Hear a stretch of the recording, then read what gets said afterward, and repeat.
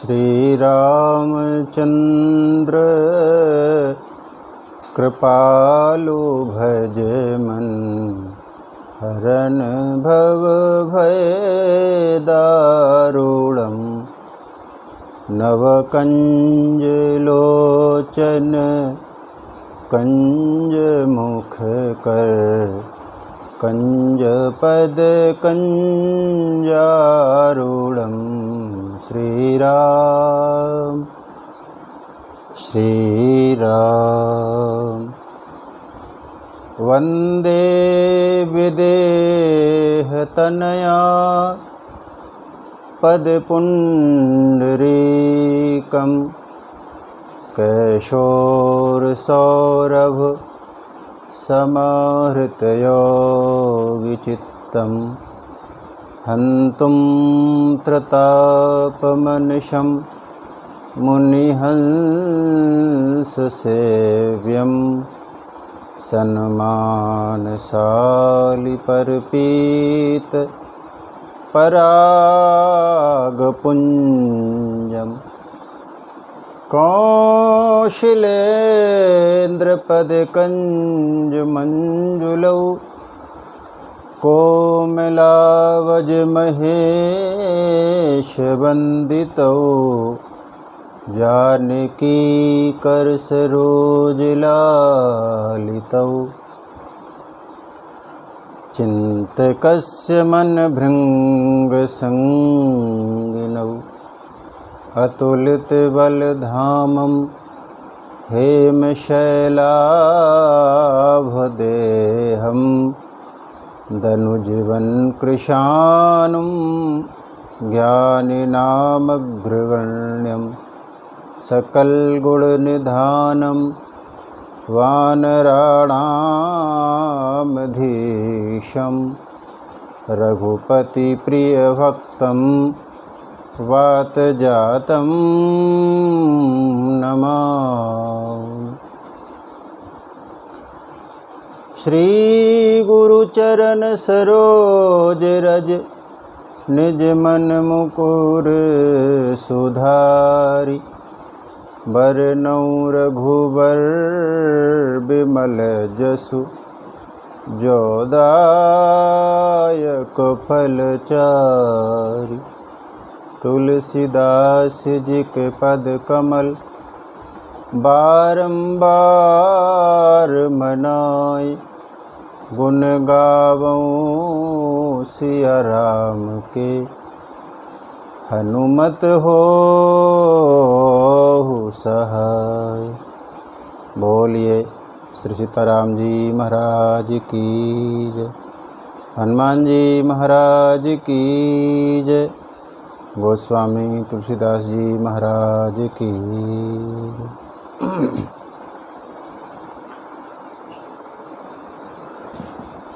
राम कहानी सुनो रे राम कहानी। राम कहानी सुनो रे राम कहानी।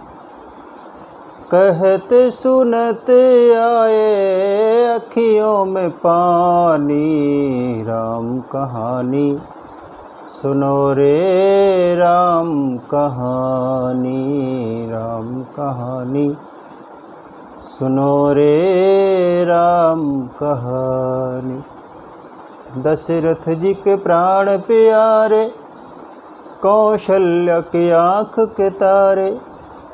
दशरथ जी के प्राण प्यारे, कौशल्या की आँख के तारे।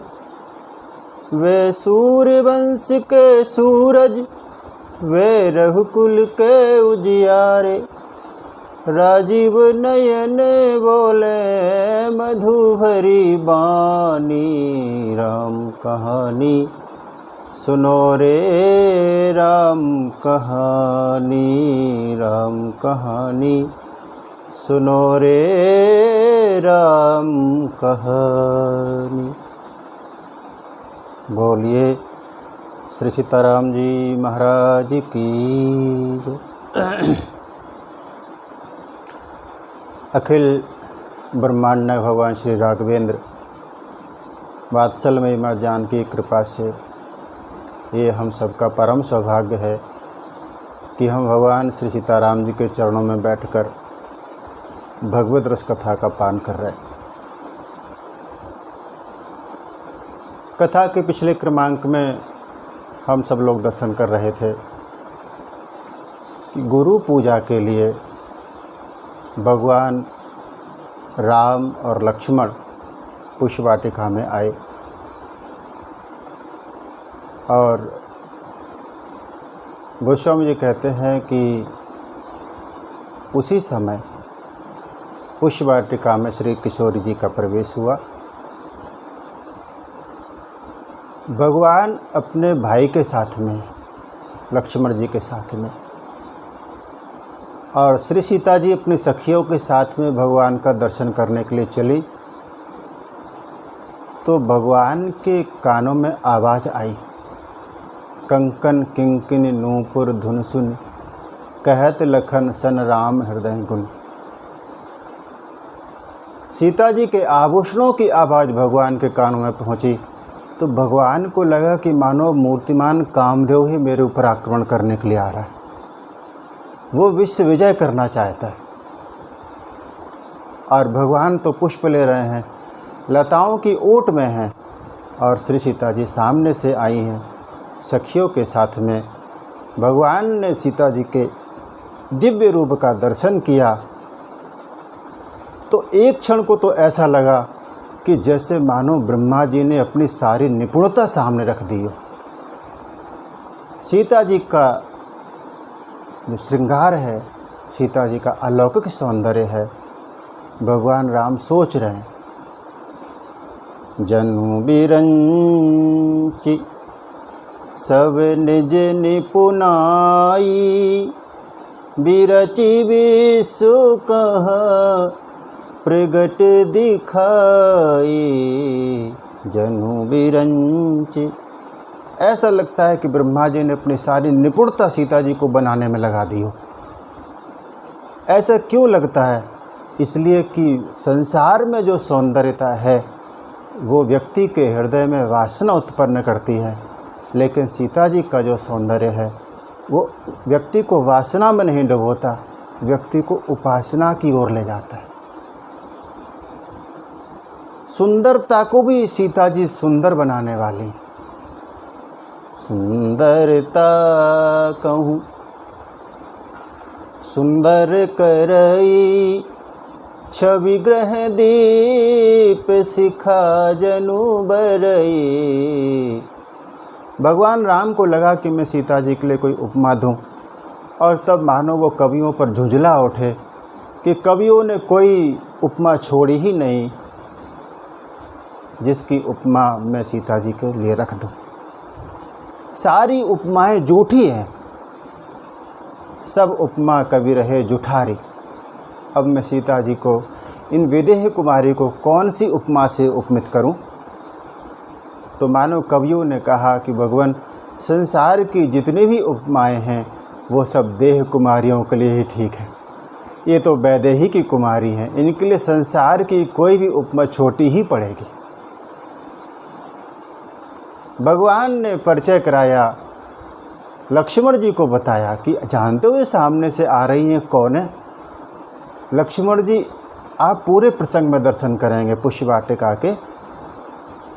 लक्ष्मण जी मौन है, वो बोलते नहीं हैं, बल्कि मैं यूँ कहूँ कि लक्ष्मण जी को पता है कि कहाँ मुझे बोलना है और कहाँ मुझे नहीं बोलना है। समझदार व्यक्ति वो नहीं होता है जो बोलना जानता है, समझदार व्यक्ति वो होता है जो ये भी जानता है कि कहाँ हमें चुप रहना है, कहाँ हमें नहीं बोलना है। लक्ष्मण जी पूरे पुष्प वाटिका प्रसंग में आप दर्शन करें, एक शब्द भी नहीं कहते, और वही जब परशुराम जी आ जाते हैं तो बिना बुलाए बोलते रहते हैं। भगवान ने लक्ष्मण जी की ओर इशारा किया कि इनका मैं परिचय कराऊं जो सामने आ रही हैं, और भगवान राम ने कहा, तात जनक तन आय सोई, धनुष जग जेहि कारण होई। पूजन गौरी सखी ले आई, करत प्रकाश फिरई फुलवाई। तात जनक तने आय है सोई। भगवान से किसी ने पूछा कि आपको कैसे पता कि जनक तनया है, ये जनक की बेटी, आपने कभी देखा है क्या? एक कवि हुए हैं केशवदास, उन्होंने एक ग्रंथ लिखा है रामचंद्रिका। वहाँ पर उन्होंने दर्शन कराया कि जनक जी ने जो पत्रिकाएं छपवाई थी, उन पत्रिकाओं में, उन निमंत्रण पत्रों में यज्ञशाला का और श्री किशोर जी का चित्र अंकित था। तो ये जो जनक पत्रिका, यज्ञ पत्रिका भगवान विश्वामित्र के यहाँ पहुँची है, उसमें सीता जी का चित्र भगवान देख चुके और तब समझ गए कि ये सामने सीता ही होंगी। तो कहने लगे कि ये वही जानकी हैं जिनके लिए धनुष यज्ञ का आयोजन किया जा रहा है, जिनके लिए हम लोग पधारे आए हैं। और कहा इनका सौंदर्य ऐसा है कि प्रकाश में भी प्रकाश उत्पन्न कर दे, अलौकिक जिनका प्रकाश है। सौंदर्यता दो प्रकार की होती है। एक सौंदर्य आप अरण्य कांड में दर्शन करेंगे, वो शूर्पणखा का सौंदर्य, वो भी भगवान के सामने सुंदर बन के आती, लेकिन वो वासना जन सौंदर्य है, हृदय को कलुषित करता है। सीता जी का सौंदर्य ऐसा कि जो जीव की बुद्धि को निर्मल कर देता है। वंदना प्रसंग में गोस्वामी जी यही स्मरण करते हैं, जनक सुता जग जननी जानकी, अतिशय प्रिय करुणा निधान की। ताके जुग पद कमल मनावऊँ, जासु कृपा निर्मल मति पावऊँ, जनक सुता। ऐसी श्री सीता जी का सौंदर्य है जिनका दर्शन करके जीव की बुद्धि निर्मल हो जाती है।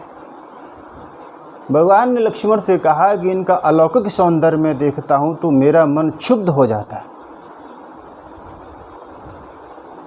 जिनके अलौकिक सौंदर्य को देखकर मेरा मन क्षुभित हो जाता है, अशांत हो जाता है, जबकि मेरा मन सहज पुनीत है। सहज पुनीत मोर मन क्षोभा।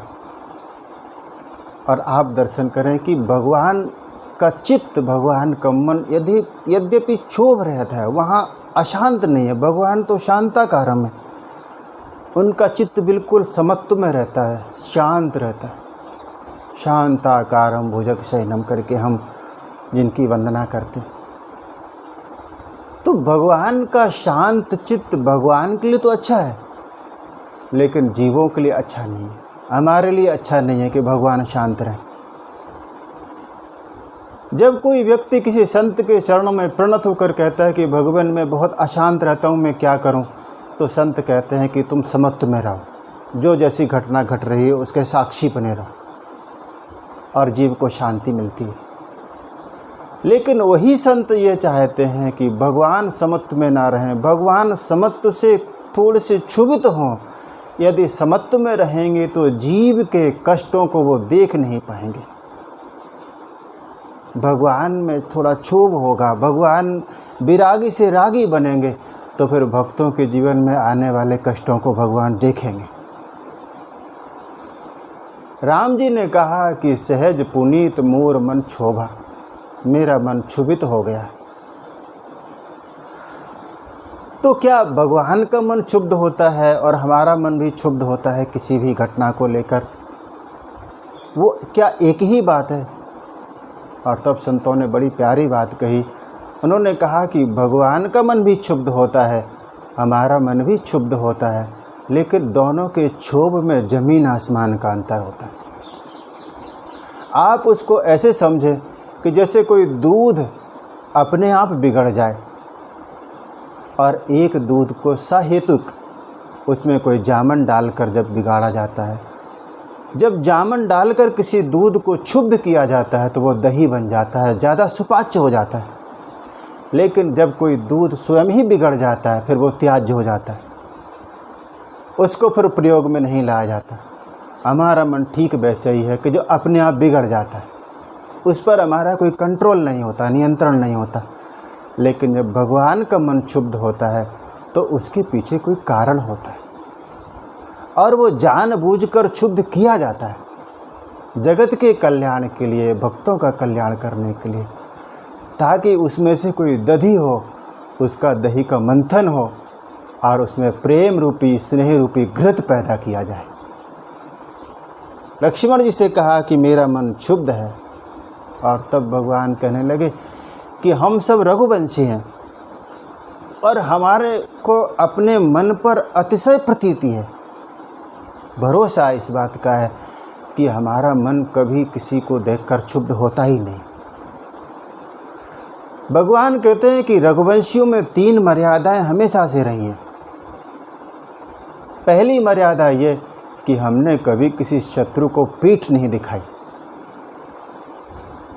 दूसरी मर्यादा ये कि हमने किसी स्त्री को अपनी दृष्टि नहीं दी। और तीसरी मर्यादा ये कि हमारे दरवाजे पर कोई याचक आ गया तो हमने उसको खाली हाथ नहीं लौटाया, हमने उसको कभी मना नहीं किया। हमारी 3 मर्यादाएं हैं। पहली मर्यादा भगवान कहते हैं कि रघुवंशियों में वीरता की है, शत्रु को न पीठ नहीं दीठ पर नारी को। और दूसरी मर्यादा सदाचार की है और तीसरी मर्यादा उदारता की। लेकिन भगवान कहते हैं कि यहाँ पर मेरा मन क्षुब्ध हो गया। रघुवंशीन कर सहज सुभाऊ, मन कुपंथ पग धरई न काऊ। अरे मेरा शरीर तो छोड़ो, तन तो छोड़ो, मन भी कुपंथ पर नहीं जाता। मोहि अतिशय प्रतीति मन केरी, जही सपने हूँ पर नारी न हेरी। मुझे अपने मन पर पूरा भरोसा है कि हमने कभी पर नारी का दर्शन ही किया हो। लक्ष्मण जी ने सुना तो उनको हंसी आ गई।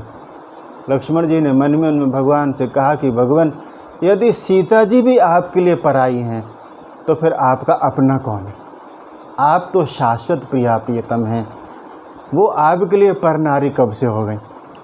ये तो ठीक वैसे है कि जैसे कोई व्यक्ति अपने ही घर में अपनी ही वस्तु को उठा ले और जज से कहे कि हमने चोरी की है, मुझे दंड दिया जाए। लक्ष्मण जी ने कहा कि भगवान, वो तो आपकी ही शाश्वत प्रिया है। भगवान कहते हैं, जही सपने हूँ पर नारी न हेरी। ऐसा कहते कहते भगवान सीता जी के रूप में खो गए। भगवान खोए तो गोस्वामी जी ने अब सीता जी के पक्ष को रखा। सीता जी सखियों के साथ में हैं और फिर वो चतुर सखी जिसने भगवान का दर्शन किया है वो सीता जी को लेके आ रही है। सीता जी की दृष्टि चकित है, सीता जी की दृष्टि चिंतित है, चकित होकर देख रही हैं। और यही मानो साधना का श्री गणेश है कि जीव भी चकित होकर संसार को इसलिए देखे कि इस चित्र के पीछे चित्रकार का दर्शन किया जा सके। सीता जी दर्शन कर रही हैं, सोच रही हैं, चितवती चकित चहूँ दिसी सीता, कहाँ गए नृप किशोर मन चिंता। वो राजकुमार कहाँ हैं? गोस्वामी जी कहते हैं कि जहाँ भी सीता जी अपनी दृष्टिपात कर देती हैं वहाँ पर ऐसा लगता है कि मानो सफ़ेद फूलों की झड़ी लग जाती है। उस मार्ग पर मानो सफ़ेद फूल बिछ जाते हों। जन तह बरस कमल सित श्रेणी, जहाँ बिलो कि मृग सावक नैनी, जनु तह बरिस कमल सित श्रेणी। और तब एक सखी ने दर्शन कराया कि ये लताओं के पीछे वो देखो दोनों राजकुमार दिखाई दे रहे हैं, एक श्यामल है एक गौर है। परमात्मा का दर्शन किया तो गोस्वामी जी कहते हैं कि सीता जी छवि समुद्र को पार न कर पाई, उनके नेत्र थक गए। लता ऊँट में भगवान का उस सखी ने दर्शन कराया। भगवान लता की ऊँट में भी रहते हैं, भगवान तरु ऊँट में भी रहते हैं, भगवान बिटप ऊँट में भी रहते हैं। सुतीक्षण जी के प्रसंग में हम दर्शन करते हैं, गोस्वामी जी कहते हैं कि भगवान तरु ऊँट में है। अतिशय प्रीत देखी रघुराई, प्रभु देखें तरु ऊँट लुकाई। सुग्रीव और बाली का जब युद्ध हुआ तो भगवान बिटप ऊँट देखें रघुराई, बिटप ऊँट से देखते। लेकिन यहाँ पर भगवान लता ऊँट में है। लता ऊँट तब सखिन लखाए, श्यामल गौर किशोर सुहाए। लता ऊँट तब, लता की ऊँट में देखा श्यामल गौर को, राम लक्ष्मण को। और गोस्वामी जी कहते हैं कि भगवान के रूप को देखा तो भगवान के रूप को देखा तो सीता जी के नेत्र ललचा उठे, अपनी निज निधि को पहचान कर। देखी रूप लोचन ललचाने, भगवान के रूप को देखा तो नेत्र लालची हो उठे। हर्षे जनु निज निधि पहचाने, लालची नेत्रों से सीता जी ने भगवान का दर्शन किया कि मेरी ये निज निधि है। और मैं आपको कहूँ कि नेत्रों की सफलता तभी है कि जब भगवान के दर्शन को नेत्र ललचा उठे। भगवान का दर्शन करके भी नेत्र तृप्त न हो, यही नेत्रों की सार्थकता है। शिव जी के प्रसंग में हम सब दर्शन कर रहे थे कि जब भगवान की कथा सुनी तो वहाँ पर गोस्वामी जी लिखते हैं कि भगवान शंकर के नेत्र लोभी और लालची हो गए। शंकर उर अति क्षोभ, सती न जानहि मरम सोई। तुलसी दर्शन लोभ, मन डर लोचन लालची। श्री भरत जी जब भगवान का दर्शन करते हैं तो उनके मन में एक ही अभिलाषा रहती है कि मैं भगवान को देख नहीं पाता हूँ, भगवान के सौंदर्य को। मैं भगवान का कितना भी दर्शन करूँ, आँखें फिर भी प्यासी बनी रहती है। श्री भरत जी कहते हैं, महू स्नेह सकोच बस, सन्मुख कही न बैन। दर्शन तृपित नाज लगी, प्रेम पियासे नैन। भगवान के लिए हमारी दृष्टि ललचाई बनी रहे। सीता जी तो भगवान को बार बार देखती हैं। पुण्य पुण्य राम ही चितव सिय, सकुचति मन सकुचैन। हरत मनोहर मीन, छवि प्रेम प्यासे नैन। भगवान के सौंदर्य के लिए हमारी दृष्टि ललचाई रहे। वेदांत में तो ब्रह्म को पाने का आनंद है, लेकिन भक्ति में परमात्मा को पाने में भी आनंद है और भगवान को खोजने में भी आनंद है, भगवान की विरह में भी आनंद है। यहाँ पर लुकी छिपी का खेल चलता रहता है। भक्त और भगवान के बीच में ये खेल चलता रहता है। आप दर्शन करेंगे आगे जब श्री सीता जी और भगवान राम जब मणिखंभ के चारों ओर जब परिक्रमा करते हैं, भांवरी होती हैं, और महाराज जनक जब देख रहे हैं तो वहाँ पर गोस्वामी जी लिखते हैं कि वेदांत का ब्रह्म मानने वाला वो महात्मा जब राम सीता को देखा मणिखंभों में तो कभी भगवान की मूर्ति छिप जाती है, कभी भगवान उसमें प्रकट हो जाते हैं। तब महाराज जनक भी उस ब्रह्म को पहली बार देखते हैं लुकते छिपते हुए, प्रकटत दुरत बहोर बहोरी, ऐसा ब्रह्म सामने प्रकट हो गया। सीता जी ने देखा तो नेत्र लालची हो उठे। थके नयन रघुपति छवि देखें, थके नयन रघुपति छवि देखें, पलकन हूँ परिहरी निमेष हैं। आंखें खुली की खुली रह गईं, भगवान का दर्शन किया। संत तो कहते हैं कि हमारे नेत्र चंचल इसलिए रहते हैं क्योंकि वो परमात्मा को ढूंढ रहे हैं। जिस दिन परमात्मा मिल जाएगा उस दिन नेत्रों की यात्रा पूरी हो जाएगी, आंखें रुक जाएंगी।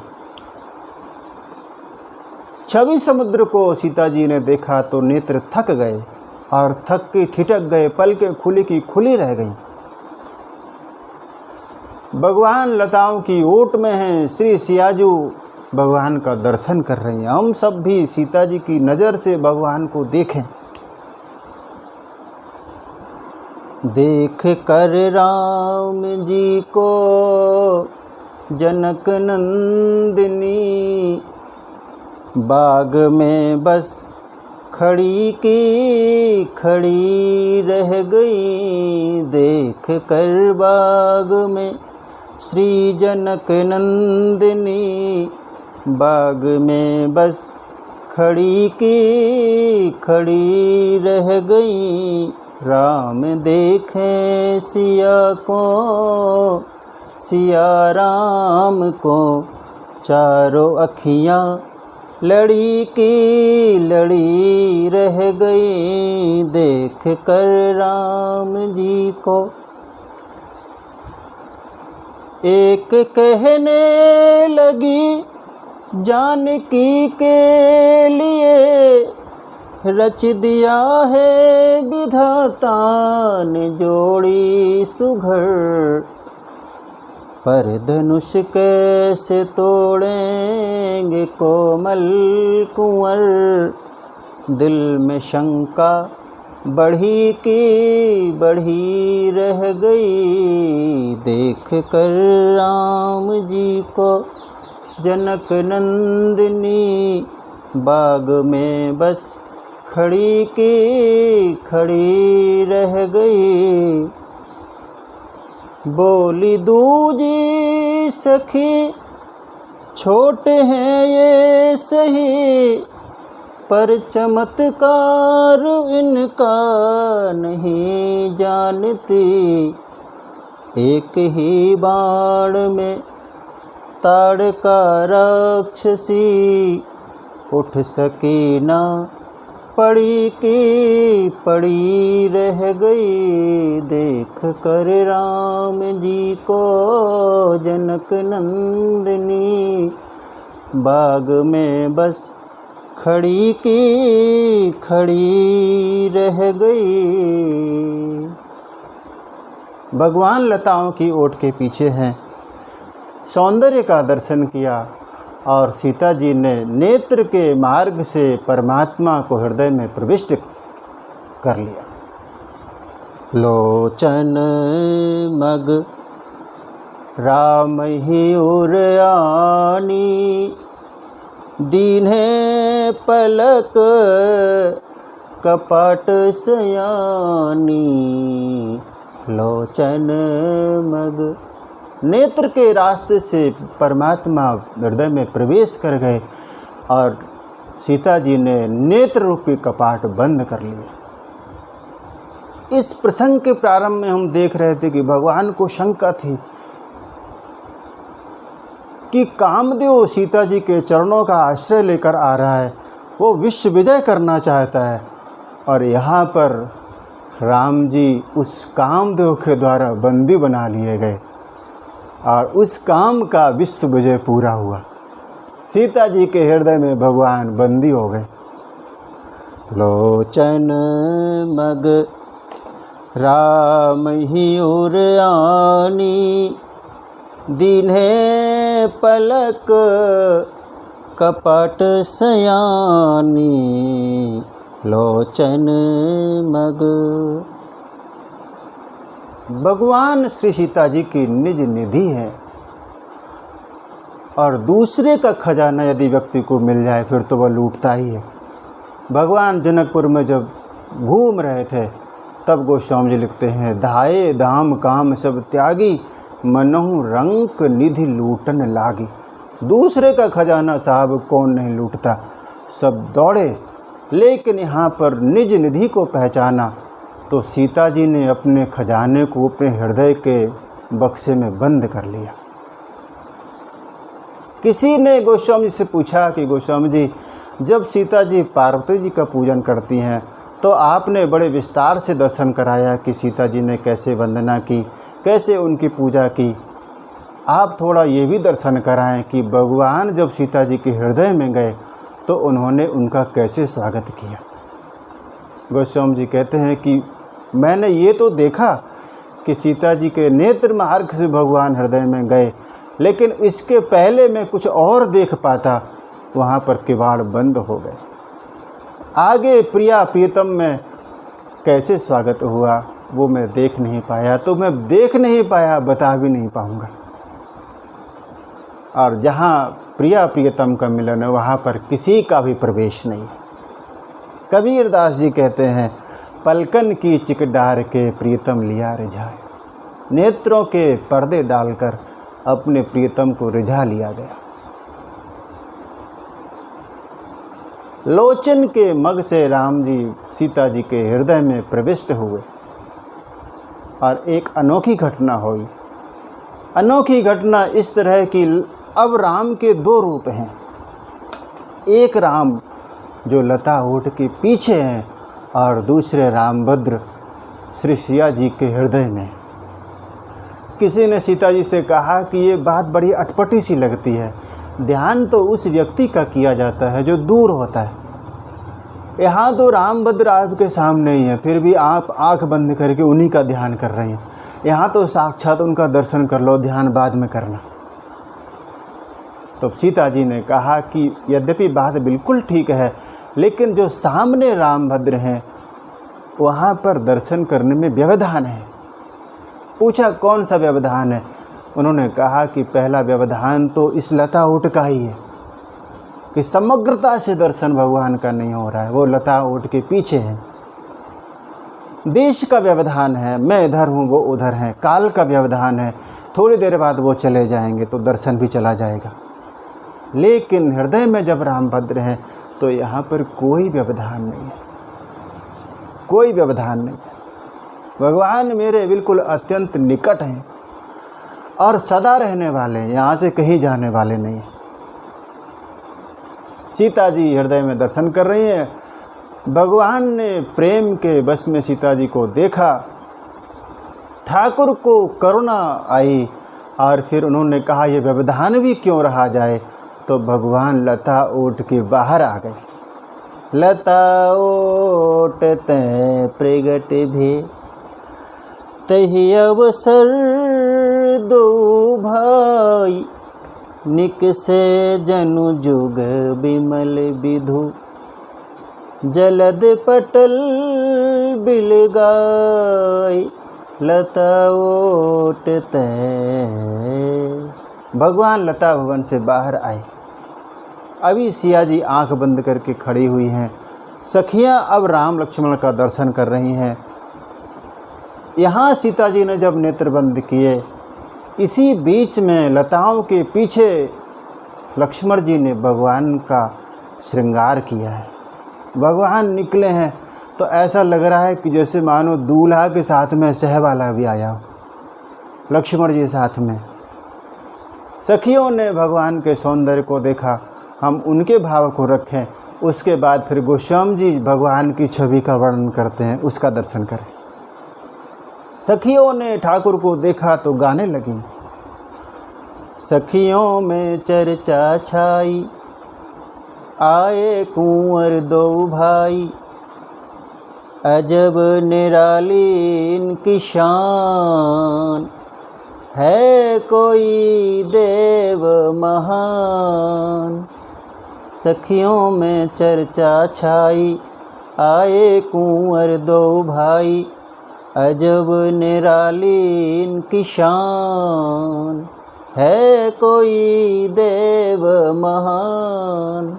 सखियाँ चर्चा कर रही हैं कि जो सौंदर्य सामने है, क्या इस सौंदर्य के सामने ब्रह्मा विष्णु महेश का सौंदर्य भी टिक पाएगा? इनके सामने साहब करोड़ों करोड़ों कामदेव लज्जित होकर लौट जाए। वो अलौकिक सौंदर्य भगवान का सजे धजे खड़े हैं, हम सब दर्शन करें।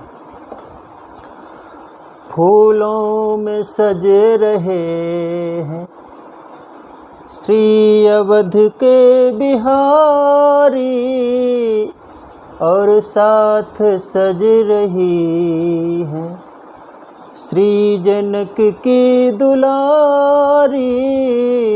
फूलों में सज रहे हैं। पुष्प बगिया में श्री सीता जी और श्री राम जी हैं। टेढ़ा सा मुकुट सर पर रखा है किस अदा से। भगवान ने यहाँ पर मोर पंख धारण किया है। हाँ साहब, यहाँ पर मुझे तो ऐसा लगता है जब इस छवि को देखता हूँ कि मानो नंद नंदन स्वयं यहाँ पर प्रकट हो गया। टेढ़ा सा मुकुट सर पर रखा है किस अदा से, करुणा बरस रही है करुणा भरी निगाह से। बिन मोल बिक गए हैं जब से छवि निहारी। फूलों में सज रहे हैं श्री वृंदावन बिहारी। फूलों में सज रहे हैं। भगवान सजे धजे खड़े। गोस्वामी जी ने अपनी पंक्तियों में दर्शन कराया कि लक्ष्मण जी ने भगवान का सौंदर्य कैसे किया।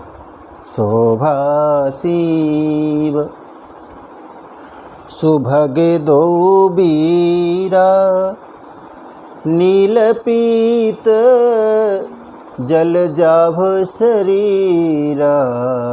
शोभा की भगवान सीमा है। आज ठाकुर ने मोर पंख धारण किया है। मोर पंख सिर सोहत नीके, गुच्छ बीच बीच कुसुम कली के। मोर पंख सिर, भगवान ने मोर पंख धारण किया। किसी ने पूछा कि भगवान ने मोर पंख ही धारण क्यों किया? वहाँ तो बहुत सारे पक्षी थे। पुष्प वाटिका के प्रसंग के प्रारंभ में गोस्वामी जी ने वहाँ का दर्शन कराया था कि यहाँ पर कौन कौन से पक्षी हैं। गोस्वामी जी कहते हैं, चातक कोकिल कीर चकोरा, कूजत बिहग नटत कल मोरा। यहाँ पर चातक है, कोयल है, तोते हैं, चकोर है और मोर है। 5 पक्षी यहाँ पर हैं। भगवान से पूछा कि आपने मोर का ही पंख धारण क्यों किया? तो बड़ा अच्छा उत्तर दिया। उन्होंने कहा कि और सभी पक्षी तो बस गा रहे थे, कूजत, सभी गा रहे थे, लेकिन जब मोर ने देखा भगवान को, गोस्वामी जी कहते हैं, तो मोर नाच उठा। आप पंक्ति में दर्शन करें। चातक कोकिल कीर चकोरा, चातक कोकिल कीर चकोरा, कूजत बिहग नटत कल मोरा। मोर नाचने लगा, और जब मोर नाचने लगा तो उसका पंख गिर गया। भगवान कहते हैं कि मैं उसका पक्ष ले लेता हूँ जो अपना पक्ष छोड़ देता है। भगवान निष्पक्ष के लिए भी पक्षधर बन जाते हैं।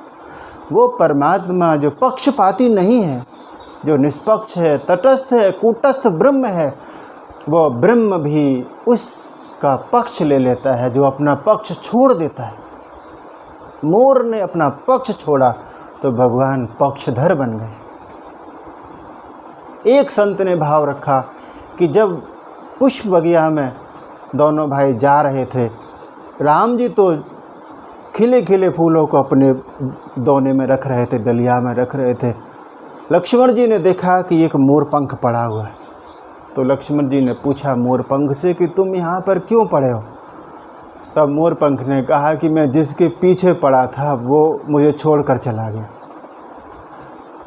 लक्ष्मण जी ने कहा कि तुम किसके पीछे पड़े थे? उसने कहा कि मैं मोर के पीछे पड़ा था। फिर लक्ष्मण जी ने कहा फिर छूटना स्वाभाविक है, क्योंकि मैं और मोर तोरते माया, मेरा मैं तेरा तू सब ये माया है। जो माया के पीछे पड़ेगा फिर माया एक ना एक दिन उसको छोड़ ही देती है, इसलिए तुम्हें छोड़ दिया गया। लक्ष्मण जी ने कहा कि लेकिन तुम्हारे पास तो आँखें हैं, तुम्हें तो दिखना चाहिए था कि मैं इनके पीछे जाऊं कि ना जाऊं। मोरपंख ने कहा कि भगवान जो मेरे आँखें हैं वो दिखने की हैं, वो देखने की आँखें नहीं हैं, वो देख नहीं पाती हैं। हमारे पास दृष्टि नहीं है, सद्गुरु मिले तो हमें दृष्टि मिले। लक्ष्मण जी को दया आई मोरपंख पर, उठा लिया उसको कि कोई बात नहीं, जिसका कोई नहीं है फिर उसका ठाकुर होता है, जिसका कोई नहीं है जग में उसका मीत कन्हैया। और फिर सद्गुरु लक्ष्मण ने उस मोरपंख को उठाया जिसको कोई नहीं अपना रहा था और उस भगवान का सिरमौर बना दिया, बालों में गूंथ दिया पुष्प मोरपंख को। गोस्वामी जी तो दोहावली में बड़ी प्यारी बात कहते हैं। उन्होंने कहा कि मुझे पता नहीं कि जो मोर पक्षी है इसको पहले क्या कहा जाता था, ये मुझे पता नहीं, लेकिन मैं इतना बिल्कुल निश्चित हूँ, जिस दिन से भगवान ने उस पक्षी के पंख को अपना बना लिया उसी दिन से सब उस पक्षी को मोर कहने लगे कि ये मोर है, ये मेरा है, ये मेरा है। दोहावली में गोस्वामी जी लिखते हैं, उन्होंने कहा तनु विचित्र कायर बचन, अहि आहार मन घोर, जब तै भे हरि पक्षधर, तब तै कह सब मोर। जिस दिन से भगवान पक्षधर बन गए उसी दिन से इसको सब मोर कहने लगे। मोर पंख भगवान के बालों में गूंथ दिया। उसके बाद लक्ष्मण जी ने देखा कि चुने चुने खिले खिले पुष्पों को तो भगवान अपनी टोकरी में रख रहे थे। कलियां मानो बोल उठी कि आज हम भी खिले होते तो हमारे भाग्य भी खुले होते। आज हम खिले नहीं हैं तो भगवान के हाथों से हम वंचित हैं। शरद ऋतु है, प्रातःकाल का समय है, ओस की बूंदें पड़ गई हैं कलियों के ऊपर। लक्ष्मण जी ने कलियों को देखा तो उन्हें लगा कि जैसे मानो कलियों को आंसू निकल आए हों। सद्गुरु का हृदय पिघल गया। उन्होंने कहा कोई बात नहीं, जिनको ईश्वर भी नहीं चुनता है फिर उनको मैं चुन लेता हूँ। लक्ष्मण जी ने वो कलियाँ ली, कलियों को इकट्ठा किया, भगवान को एक शिला पर बैठाया और फिर कलियों का सुंदर सा श्रृंगार भगवान के बालों में कलियों को गूंथ दिया। भगवान आज बिल्कुल नए नवेले लग रहे हैं साहब, दूल्हा सरकार। और मैं आपको कहूँ, एक विवाह तो महाराज जनक ने किया, धनुष टूटने के बाद में जो बारात आई और सब, लेकिन श्री पृथ्वी मैया ने सोचा कि जानकी मेरी बेटी है, एक विवाह तो मेरे कुंज में होना चाहिए, मेरे आंगन में होना चाहिए। तो मानो स्वयं पृथ्वी माँ ने इस पुष्प बगिया में श्री राम सीता जी का अलौकिक विवाह संपन्न करा दिया।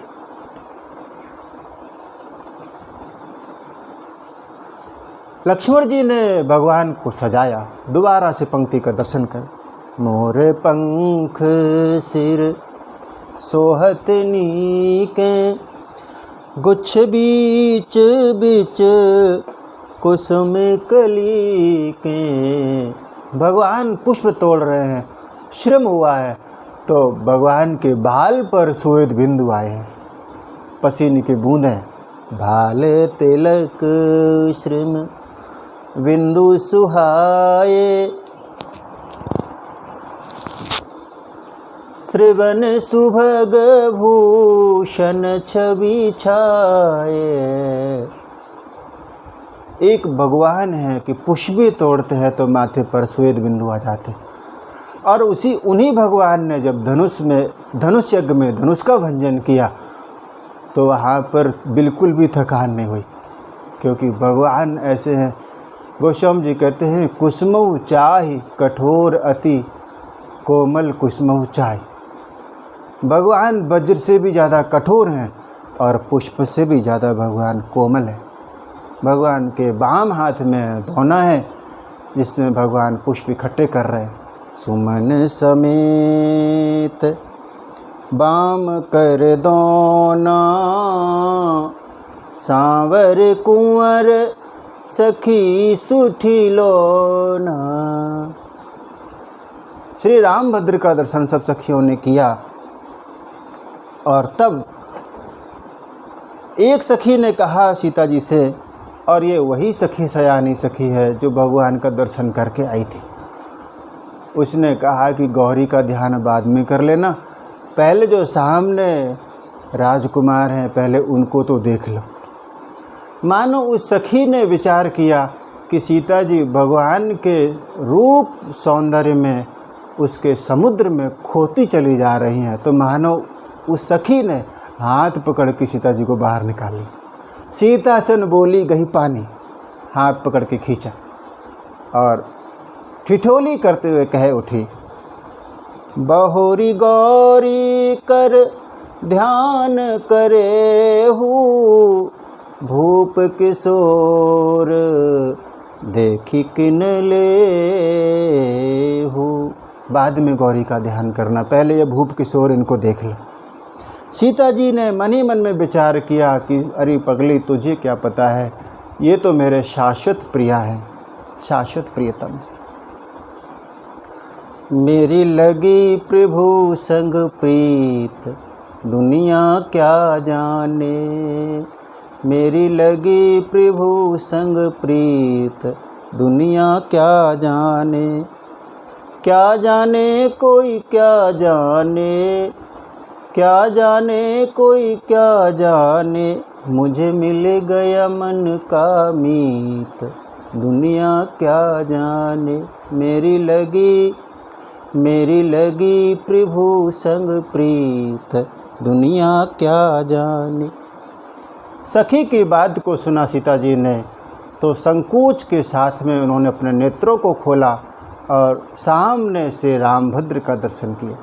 गोस्वामी जी कहते हैं, सकुच सिए तब नयन उघारे, सन्मुख दो रघु सिंह निहारे।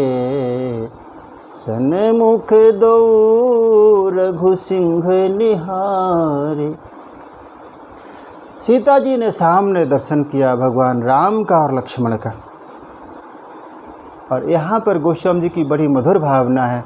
वो ये चाहते हैं सीता जी से कि हे जगत जननी, आप प्रियतम शाश्वत हैं, आप प्रीतम के ध्यान में डूबी रहें, वो बिल्कुल उचित है, लेकिन मैं ये चाहता हूँ कि आपकी करुण दृष्टि जीव के ऊपर भी हो। श्रृंगार के साथ साथ आपके मन में वात्सल्य का भी भाव हो। लक्ष्मण जी वहाँ पर जीव के प्रतीक हैं। जैसे पति पत्नी के साथ में एक शिशु रहता है, ठीक वैसे ही यहाँ पर इस झांकी में लक्ष्मण जी शिशु रूप हैं जो सीता जी के वात्सल्य के अधिकारी हैं। सीता जी भगवान को श्रृंगार के भाव से देखती हैं और वहीं साथ में लक्ष्मण जी के प्रति उनकी वात्सल्य भरी दृष्टि है। यद्यपि आप यदि ब्रजधाम में दर्शन करें तो वहाँ पर तो साहब राधा गोविंद ही एक दूसरे में समाये हुए खोए हुए उसी रूप की भक्त उपासना करते और बड़ी दिव्य दर्शन है। एक दर्शन हम ब्रजधाम का भी कर लें। भगवान कृष्ण और श्री राधा एक दूसरे में निमग्न हैं, एक दूसरे के ध्यान में डूबे हुए हैं। कवि ने लिखा, एरी आज काले दो लोके लाज त्याग सब, सीखे हैं सबे विधि स्नेह सरसाई वो। कहें रस खान दिना द्वय में बात फैल जई है, कहाँ लो सयानी चंद हाथन छिपाई हो। आजो हो निहारो वीर निपट कालिंदी तीर, दौवन को दौवन सो मंद मुस्काई वो। दो पर पैया दो लेते हैं बलैया, उन्हें भूल गई गैया इन्हें गागर उठाई वो। दो पर पैया दो लेते हैं बलैया, उन्हें भूल गई गैया इन्हें गागर उठाई वो। ब्रिजधाम के भक्त राधा गोविंद की मधुर छवि में डूबे रहते। एक जसोदा को फूल गुलाबी, एक जसोदा को फूल गुलाबी, एक वृषभानु की काची कली। मन मोहन लला रे मन भावनी लली, मन मोहन लला रे मन भावनी लली। एक माखन हो एक माखन, एक मिश्री की डली।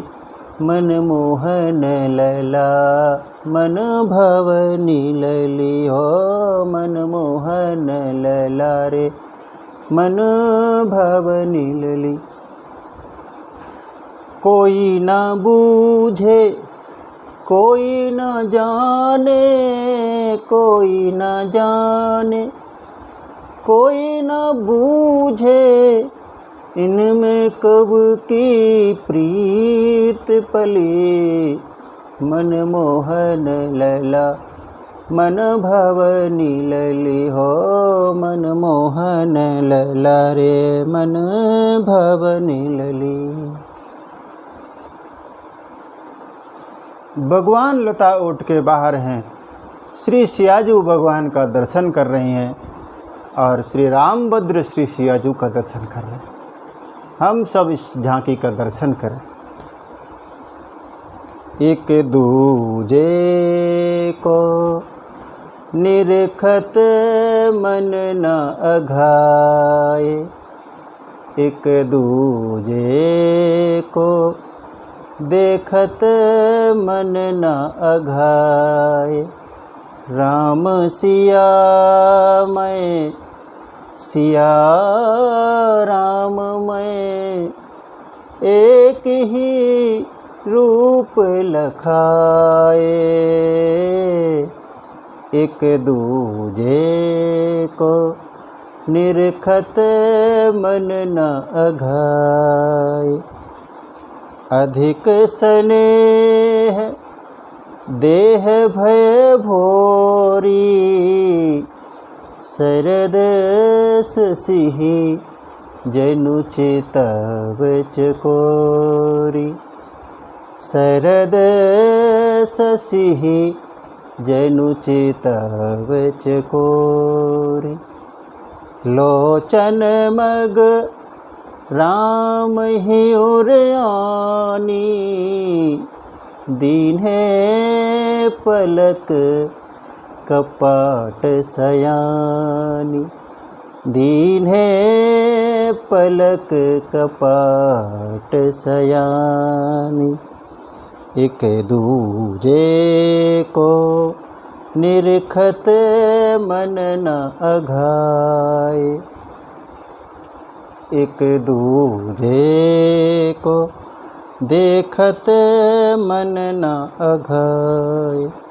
श्री सीताराम जी एक दूसरे के दर्शन में निमग्न हैं और तभी एक सखी ने विनोद करते हुए सीता जी से कहा, पुनियाओ यही बेरिया काली, अस कही मन बिहसी आली। सीता जी से कहा कि हम फिर से कल इसी समय आएंगे, अभी विलंब हो रहा है, हमें चलना चाहिए। सीता जी चलीं सखियों के साथ में, लेकिन मुड़ मुड़ कर पीछे देखती हैं। कभी पक्षी के बहाने भगवान के नेत्रों का दर्शन करती हैं, कभी तरुण तमाल के बहाने भगवान के श्याम शरीर का दर्शन करती हैं, कभी मृग के बहाने भगवान के चरणों को। देखन मिस मृग बिहग तरु फिरई बहोरी बहोरी, निरख निरख रघुवीर छवि बाढ़ी प्रीति न थोर। और मानो सीता जी का मन बार बार बस एक ही विचार करता है, चली है तो भगवान की श्यामल मूर्ति को अपने हृदय में रख लिया। जानी कठिन शिव चाप विसूरती, चली राखी उर श्यामल मूरति। सीता जी का मन उनसे मानो एक ही प्रश्न बार बार करता है, हम सब दर्शन करें। ना जाने तो से कौन युगों का नाता। भगवान की छवि हृदय में है, सीता जी के नेत्र कभी बंद हो जाते हैं और उसी मूर्ति से सीता जी बात कर रही हैं। ना जाने तो से कौन युगों का नाता, हे रघुनंदन तुझ बिन रहा न जाता। ना जाने तो से कौन युगों का नाता, तेरा चिंतन तेरा ही ध्यान, परिचय तू ही पहचान। तू आंसू तू ही मुस्कान, प्रीतम तू ही भगवान। भूल गई धड़कन की जिनमें हो, श्वास श्वास में तू ही जाए समाता। ना जाने तो से कौन युगों का नाता। ना जाने तो से कौन युगों का नाता। श्री सीता जी लौटकर फिर से भवानी के मंदिर में आई हैं और उधर भगवान सीता जी की छवि को प्रेम रूपी स्याही से अपने चित्त पर अंकित करके लौटे। सीता जी सखियों के साथ में भवानी के मंदिर में पधारी। प्रेमी क्षीर सागर के वाटिका में आज मिले, दृष्टि एक दूसरे को रह गई निहारती। मर्यादा सिंधु राम विचलित से दीख पड़े, धीरमती सीता भी धीरज धन हारती। तन मन की सुधि नहीं मंदिर को चली, वहीं सखियों को छोड़ पुनः करने माँ की आरती। प्रेम विवश व्याकुल हो गुप्त रख मनोरथ को, महालक्ष्मी सिया महागौरी को पुकारती। महालक्ष्मी सिया महागौरी को पुकारती। जय जय गिरिवर राज किशोरी, जय महेश मुख चंद्र चकोरी। जय गजबदन सडानन माता, जगत जननी दामिनी दुति गाता। नहीं तब आदि मध्य अवसाना। अमित प्रभाव वेद नहीं जाना। भव भव विभव पराभव कारिणी। विश्व विमोहन स्वबस विहारिणी। यहाँ पर श्री सीता जी ने पार्वती जी की 7 चौपाइयों में स्तुति की, मानो ये 7 चौपाई ही दुर्गा सप्तशती है। स्तुति की हम सब भी सीता जी के शब्दों में एक स्तुति करें महादेवी की।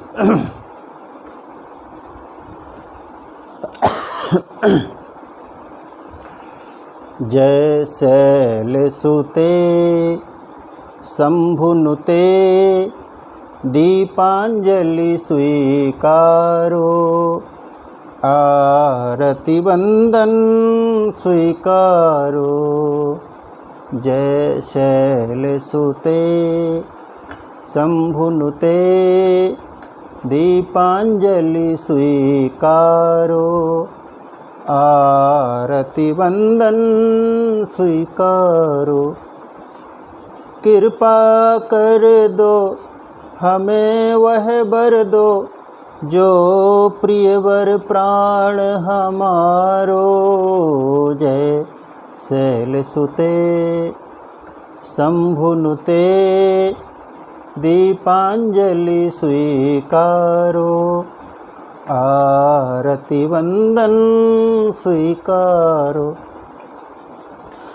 हे महामाया तुम्हारी माया, आगम निगम न जाने। हम तेरे जन गुण से निर्धन, क्या तुमको पहचाने। ममता पूरित नैनों वाली, अब हमरी ओर निहारो। जय शैलसुते शंभुनुते दीपांजलि स्वीकारो। आरती वंदन स्वीकारो। कृपा कर दो हमें वह वर दो, जो प्रियतम प्राण हमारो।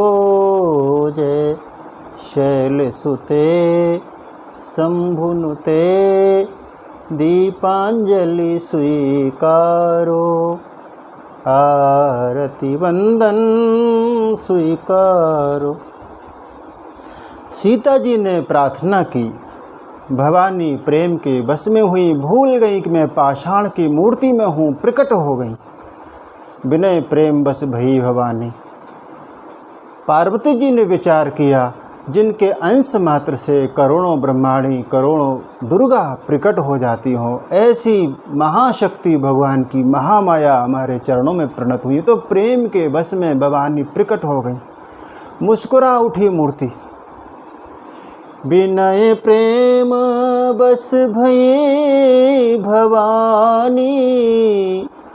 खसी माल मूर्ति मुस्कानी।